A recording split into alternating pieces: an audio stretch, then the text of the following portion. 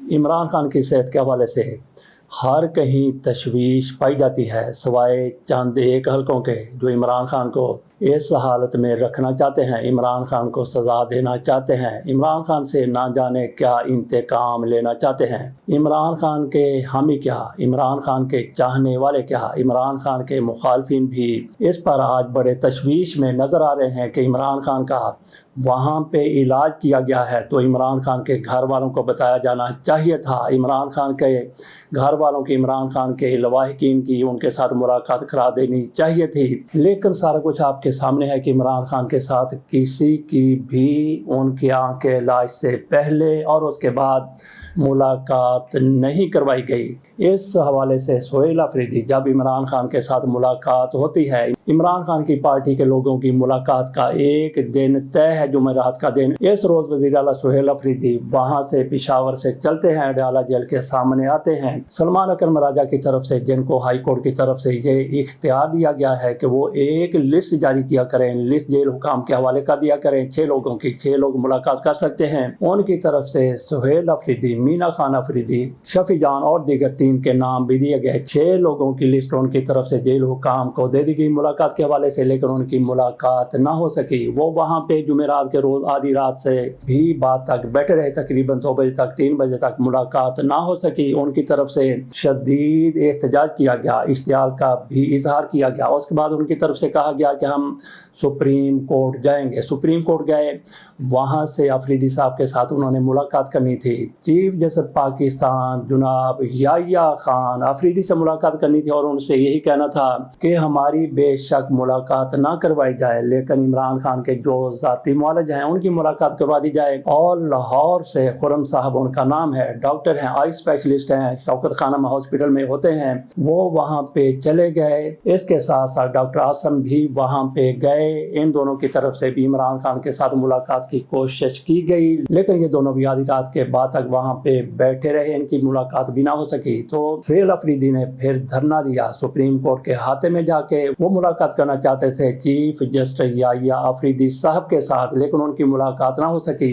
وہاں پہ یہ لوگ دھرنا دے کے بیٹھے ہوئے تھے، راجہ ناصر عباس بھی وہاں پہ چلے گئے، دیگر لوگ بھی وہاں پہ موجود تھے، لیکن جس طرح سے سہیل آفریدی رات کو اڈیالہ جیل کے سامنے بیٹھے ہوئے تھے، چند لوگ وہاں پہ موجود تھے، 40 50 یا 60 تھے، لیکن یہاں پہ سینکڑوں کی تعداد میں لوگ آ گئے تھے سپریم کورٹ کے باہر۔ وہاں پہ ان کی طرف سے دھرنا دیا گیا، ملاقات کی کوشش کی گئی، لیکن یحییٰ آفریدی صاحب کو کھڑک گئی تھی، ان کو پتہ چل گیا تھا وہ اپنی عدالت ہی میں نہیں آئے۔ تو ان تک یہ پیغام پہنچایا گیا کہ یہ لوگ آ گئے ہیں ملاقات کے لیے، آپ سے ملنا چاہتے ہیں۔ انہوں نے کہا کہ میرے رجسٹرار سے مل لیا جائے۔ رجسٹرار سے ملاقات کی گئی، اٹارنی جنرل سے بھی ملاقات کی گئی، اور سلمان اکرم راجہ کی طرف سے کہا گیا، انہوں نے باقاعدہ پریس کانفرنس کی، وہاں پہ صحافی موجود تھے۔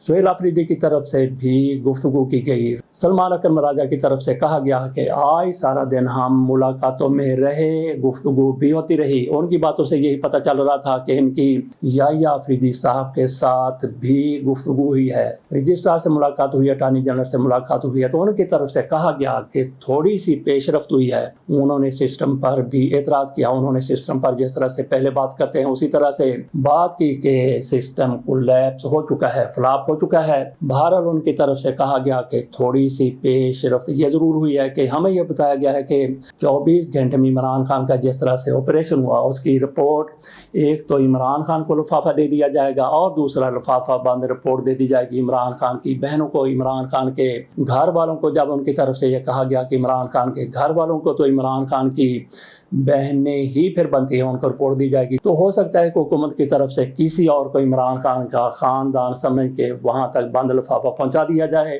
یہ 2 لفافے تو بتا دیا گیا کہ ان تک پہنچا دیے جائیں گے، ہو سکتا ہے کہ جب تک آپ یہ ویلاگ دیکھیں گے لفافے وہاں تک پہنچ چکے ہوں، اور ہمیں یہ لگتا ہے کہ ایک لفافوں کو بھی پہنچا دیا گیا ہے، جن کی طرف سے باقاعدہ کہا جانے لگا ہے کہ کب کیا ہوا، کون سا ٹیکا لگا عمران خان کو، کیسے وہاں پہ لے جایا گیا، کیسے وہاں پہ رکھا گیا، کون سی دوا دی گئی، کس طرح سے عمران خان کا ٹریٹمنٹ کیا گیا۔ وہ لفافہ جو لفافوں کو ملا، لفافوں کی طرف طرف سے اس کو تشت از بام کر دیا گیا عمران خان تک اور ان کے گھر والوں تک رپورٹ دیکھتے ہیں کہ کب پہنچتی ہے عمران خان کو رپورٹ پہنچتی ہے تو کسی کو پتہ نہیں چلے گا کہ عمران خان تک رپورٹ پہنچی ہے یا نہیں پہنچی، اس میں کیا ہے اس کا بھی نہیں پتہ چلے گا، لیکن عمران خان کے گھر والوں تک رپورٹ یہ پہنچتی ہے، اگر ان کی بہنوں تک پہنچتی ہے تو پوری دنیا کو پتہ چل جائے گا کہ اس میں ہے کیا۔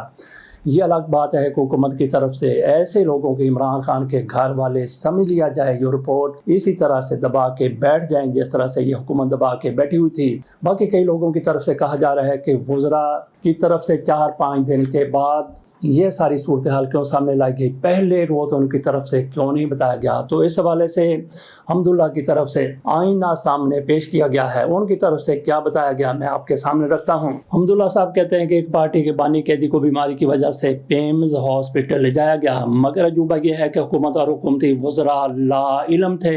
وزراء کو میڈیا سے پتہ چلا، میں پہلے ہی بار بار کہہ چکا ہوں کہ موجودہ حکومت شو پیس ہے، اصل کنٹرول طاقت کا ہے، وہ طاقت نہ ریاست ہے نہ آئینی حکومت ہے بلکہ ایک شخصیت ہے، یہ ان کی طرف سے کہا گیا۔ وہ شخصیت کون ہو سکتی ہے؟ کیا شہباز شریف ہو سکتے ہیں؟ کیا نواز شریف ہو سکتے ہیں؟ کیا مریم نواز شریف صاحبہ ہو سکتی ہیں؟ یا آفریدی ہو سکتے ہیں؟ یا کون ہو سکتا ہے؟ یہ سوال آپ کے سامنے ہم چھوڑے جا رہے ہیں۔ باقی عمران خان کو جو رپورٹ دی جائے گی، عمران خان کی جس طرح سے آنکھ کا آپریشن ہوا ہے تو کیا وہاں پہ کوئی بندہ جائے گا، کوئی ڈاکٹر جائے گا جو رپورٹ پڑھ کے عمران خان کو بھی سنائے گا؟ تو جس طرح کی کنڈیشن عمران خان کی ہو چکی ہے تو اس حوالے سے اگر ان میں رجیم میں کوئی انسانیت کی ایک رمق بھی ہے تو پھر عمران خان کو شوکت خانم ہاسپٹل منتقل کر دینا چاہیے، وہاں بھی یہ اسی طرح عمران خان کی نگرانی کر سکتے ہیں، رکھ سکتے ہیں جس طرح سے ان کی طرف سے جیل میں عمران خان کو رکھا گیا ہے۔ تو ہم یہاں پہ کہیں گے کہ کاش عمران خان کو شوکت خانم ہاسپٹل منتقل کر دیا جائے۔ تو یہاں پہ آپ کے سامنے یہ بھی رکھنا ہے کہ میاں نواز شریف صاحب جب جیل میں ہوا کرتے تھے، عمران خان اقتدار میں تھے، وزیر اعظم تھے، تو ان کی طرف سے کس طرح سے میاں نواز شریف کی صحت کا خیال رکھا جاتا تھا۔ اس حوالے سے شہباز گل کی طرف سے جو کہا گیا ہے وہ اس کے آئی وٹنس ہیں، اور انہوں نے حلف پر کہا ہے کہ کس طرح سے عمران خان کی طرف سے ہدایت کی گئی تھی کہ میاں نواز شریف کا اس طرح سے خیال رکھا جائے۔ ذرا سنیے شہباز گل کی زبانی۔ یہ 24 اکتوبر 2019 کی ٹویٹ ہے عمران خان صاحب کی۔ اس میں وہ کہہ رہے ہیں کہ سیاسی اختلافات اپنی جگہ، لیکن میں نے یہ آرڈرز کیے ہیں، میں نے یہ ڈائریکشنز دی ہیں کہ ان کو صحت کے معاملے میں مکمل جو بھی ان کی ضرورتیں ہیں وہ پوری کی جائیں۔ میں اس چیز کا گواہ ہوں، میں اللہ کو حاضر ناظر جان کر آپ کو یہ گواہی دے رہا ہوں کہ عمران خان صاحب نے بزدار صاحب کو اور مجھے خصوصی تاکید کی کہ ہمارے سیاسی کیونکہ اختلافات ہیں تو دیکھنا کچھ ایسا نہ ہو جائے کہ کل کو ہم اللہ کو جواب نہ دے سکیں، اور نواز شریف صاحب اگر واقعی بیمار ہیں جیل کے اندر تو انہیں مکمل جو علاج معالجہ ہے اس کی بہترین سہولت ملنی چاہیے۔ ہم اللہ کو جواب دیں، یہ انسانوں کے لیے نہیں کرنا، یہ اپنی آخرت کے لیے کرنا ہے۔ اس کے بعد جب انہوں نے یہ ڈائریکشن دی تو میں 2 سے 3 دفعہ خود جیل گیا۔ یہ آپ نے سن لیا، یہ اپنے ظرف کی بات ہے۔ میاں نواز شریف کا ظرف کیا اور عمران خان کا ظرف کیا تھا، ہے اور آئندہ بھی رہے گا۔ باقی بات یہ بھی کر لیتے ہیں کہ کیا میاں نواز شریف صاحب بے ضمیر ہو چکے ہیں؟ ان کے ضمیر پر کوئی خلش نہیں ہے کہ ایک بندے کو آپ نے قید میں رکھا ہوا ہے؟ نہیں، بالکل ایسا نہیں ہے۔ میاں نواز شریف صاحب بے حس بھی نہیں ہیں، لیکن میاں صاحب بے بس ہیں۔ وہ تو اپنی مرضی سے گھر سے باہر نہیں جا سکتے، پاکستان کے باہر بھی اپنی مرضی سے نہیں جا سکتے۔ اگر پاکستان سے باہر چلے جاتے ہیں تو پھر اپنی مرضی سے پاکستان بھی نہیں آ سکتے۔ تو زیادہ دوش میرا خیال ہے کہ میاں نواز شریف پر دینے کی ضرورت نہیں ہے، نہیں دینا چاہیے۔ تو باقی یحییٰ آفریدی کے حوالے سے بات کر لیتے ہیں کہ یحییٰ آفریدی تک جس طرح سے ریکویسٹ ان کی گئی تھی، جس طرح سے ان کے پاس یہ لوگ گئے تھے، وہ بھی اتنے ہی بے بس ہیں، بے حس نہیں ہیں، بے بس ہیں۔ لیکن یہاں پہ ہم نے یہ بھی موازنہ کرنا ہے کہ ایک طرف سہیل آفریدی ہے، کتنا جرت والا بندہ ہے، کتنا بلند آہنگ بات کرنے والا آدمی ہے، اور اسی قبیلے سے تعلق رکھنے والا یہ پاکستان کا آج کا چیف جیسے جناب یحییٰ آفریدی अफरीदी साहब भी हैं, वो भी अफरीदी हैं, लेकिन जुर्रत का फ़र्क देख लीजिए, दलेरी का फ़र्क देख लीजिए।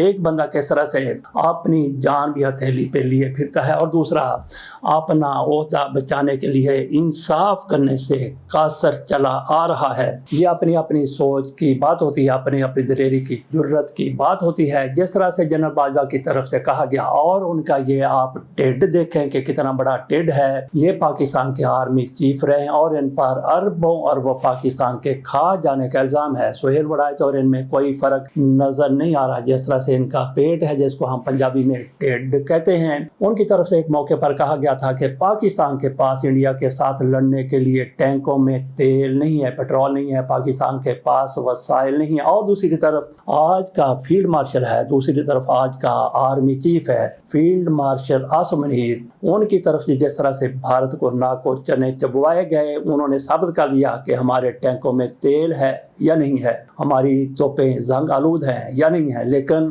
पाकिस्तान जुर्रतमंद मुल्क है। अगर हमारे टैंक नहीं चल सकते, तोपें नहीं चल सकती, तो हमारे जहाज उड़ सकते हैं, जो दुश्मन को उड़ा के रख देते हैं, और उड़ा के रख भी दिया था। और यही कुछ इमरान खान की तरफ से 2019 में भी किया गया था। जनरल बाजवा साहब उन दिनों भी आर्मी चीफ थे, वो चाहते थे कि बस भारत की तरफ से पाकिस्तान की हदूद की खिलाफ वर्जी कर दी गई, गल मुक गई, खामोश रहें। लेकिन इमरान खान ने कहा कि नहीं, जवाब दिया जाएगा, और बगैर ये सोचे कि पाकिस्तान को क्या नुकसान होता है, जवाब दिया जाएगा। और पाकिस्तान ने फिर जवाब दिया भी था। चलते हैं अगली खबर की तरफ। ये हैं खटक साहब, जनाब परवेज़ खटक साहब, जो जैसे सर्दियाँ आती हैं बिल्कुल चूहे की तरह, कबूतर की तरह या किसी और जानवर की तरह सुकड़ जाते हैं। सुकड़ के इतने से पहले ही वो इतने हैं, सुकड़ के इतने से इतने हो जाते हैं, और अब उनको एक हादसा भी पेश आ गया है। कुछ लोगों की तरफ से ऐसे ही अफवाहें फैला दी गई कि उनकी टांगें टूट गई हैं। अल्लाह का शुक्र है कि वो बिल्कुल महफूज हैं, उनकी टांगें टूटने से महफूज रह गई। कुछ लोग ये कहते हैं कि कौमे में चले गए, कौमे में चले गए हैं तो निकल भी आएंगे।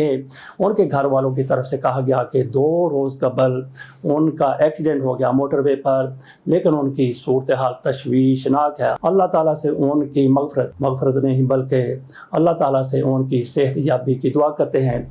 ये दुनिया का ऐसा शख्स है जिसने इमरान खान के साथ सबसे बड़ा धोखा किया। बाकियों ने भी किया होगा, लेकिन इस पर जितने ज़्यादा इमरान खान के एहसानात थे, ये बंदा इमरान खान ने इनको हर मौके पर आगे आगे आगे ही रखा। और इमरान खान ने ऐसे मौके पर भी, जब उनके पास अपने लीडरों की बड़ी तादाद मौजूद थी, उन्होंने मुज़ाकरात के लिए, हुकूमत के साथ मुज़ाकरात के लिए इनको हेड बनाया, और इनके साथ असद कैसर को भी रुकन बनाया था कि हुकूमत के साथ मुज़ाकरात करें। और ये मुज़ाकरात करने बंदा गया, वहीं का हो गया, और इमरान खान के खिलाफ ये वहाँ से बयान देकर ही उठा था। ऐसा एहसान फरामोश आदमी है, अपने बल बोते पर ये MNA MPA नहीं बन सकता, बल्कि हो सकता है कि काउंसलर भी ना बन सकता हो। अपनी पार्टी बना ली, इमरान खान की पीठ में खंजर झोंकने की इसकी तरफ से कोशिश की गई, और आगे बिस्तरे मर्ग पर पड़ा हुआ। अल्लाह ताला इसको सेहत कामला अता फरमाए, ताकि ये इमरान खान को कामयाब होता जेल से बाहर आता हुआ देख सके, और फिर ये इसका जितना भी थोड़ा बहुत ज़मीर है, दिल है, दिमाग है, उसमें इमरान खान की रिहाई की हलचल मचती हुई नजर आए। इसके साथ इजाज़त दीजिए,